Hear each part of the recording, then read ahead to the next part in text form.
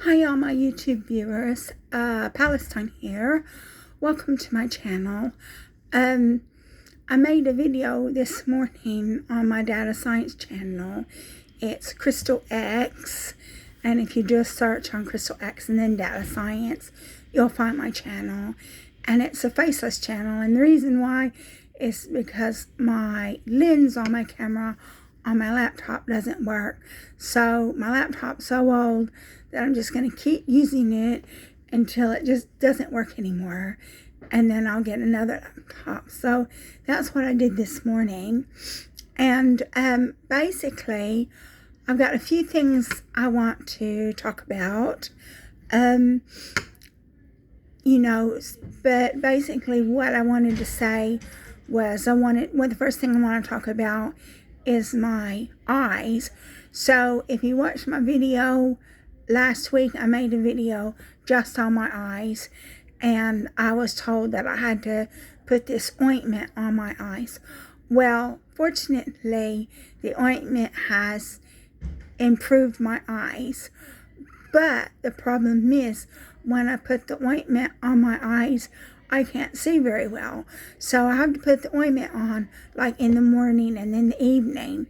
And then I can't see very well. Everything's fuzzy, which is fine except for the fact that I have to go to work, and then the work I do requires me to pay attention to detail, and I have to look at a lot of documents with really small print, and I'm almost at the point of asking them to make the print larger because they shouldn't make this print so small. And I'm really getting ready to say, can you make the print larger, because I can't read it, it's so small.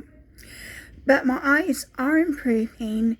It was Optrex ointment, and it was an antibacterial ointment for the eyes, and I got it at Boots. It cost $9.99, which obviously I don't have $9.99 to spare.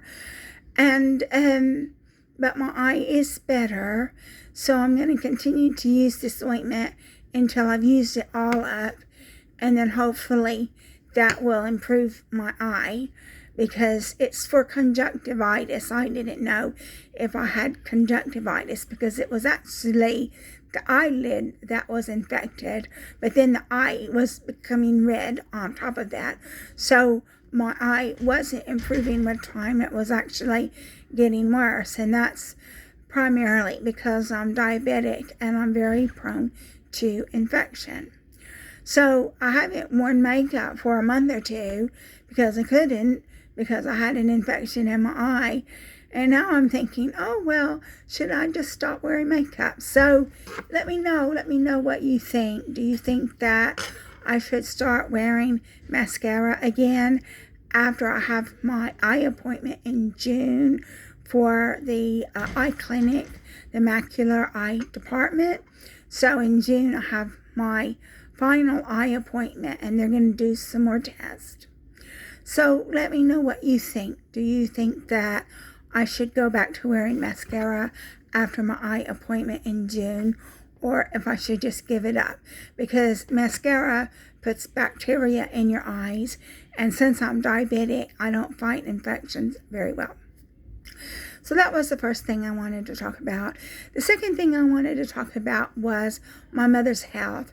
And so basically, my niece phoned me on Facebook Messenger so I could see my mother. So basically, what I'm going to start doing is, like, maybe on a Friday, messaging my niece and asking her if she will phone me when she goes to visit my mother, so I can see my mom, because that's nice, being able to see her. And then that's what I'm going to start doing on a Friday, as long as my niece is going to visit her, because my brother's not going to phone me. My mother's friend's not going to phone me. I mean, it's relatively simple matter to get on the Facebook Messenger, but they're not interested enough in me to get on Facebook Messenger to communicate with me. And then, so I did get to see my mom. Apparently she's lost about 50 pounds since she's been in the hospital, because she hasn't been eating. very much. She's been on a feeding tube, and she's eating a little bit now. And they're saying that if she doesn't start eating, they're going to give her a PEG, a PEG, which is basically they put a hole in her stomach and they put nutrition into her body, and it bypasses her mouth and her throat and everything. So I don't know what's going to happen with that. I'm going to have to message my sister today and ask her if she's heard anything else. But I said to my mom, which probably I shouldn't have said it. I told her, I said she was very lucky. I told my mom, I said, you were very lucky that they were able to stabilize your neck and get you out, get you an operation soon. I said it could have ended so much worse. And then, of course, they didn't want to talk to me anymore after that because they don't want to hear bad things. But it could have ended so much worse because my friend, the one that has a mental health problem, and her mother recently died. Well, her father died too. I know he fell. I don't know if he fell down the stairs, but I know he fell. And then basically what happened was he broke his neck and then he died. He was in the hospital for a little while and then he died. So it could have ended so much worse than the way that it actually did end. But my mom's in hospital. She's not in the acute long stay unit either. She's just in a regular hospital room. And then when she's in this regular hospital room, they've got a really long bed or couch or something that people staying with her can stay overnight with her. And she's got a TV. So my mom was watching TV, so she's able to watch TV. She can't do much. She's in a neck brace, so she can't do much. And then she said that she can't walk. So I don't know if her not being able to walk was a result of this bleed on the brain, or if it was a result of her breaking her neck, or if it was a result of the muscles in her legs atrophying so that she can't walk. But apparently she wants to get in with physical therapy so she can start walking again, because it's very important that she start walking again. And the reason why is because if she doesn't start walking, then she doesn't get up and start walking, then she'll never be able to get up and start walking. So basically that's it for my mom. So I've told you about my eyes and I've told you about mom. I made this one video, I don't know if you've watched it, saying I'm so happy that reform was voted out of my town. Well, I got a lot of hate mail from that. I got a lot of really nasty messages. So obviously there's some people who like reform and they took offense at what I said. But although I'm not politically minded that much, I have to be a little bit politically minded because my boyfriend is really into politics. And so, because he's so into politics, then, of course, I'm going to know a little bit about it. But I definitely don't like reform, and I stand by what I say.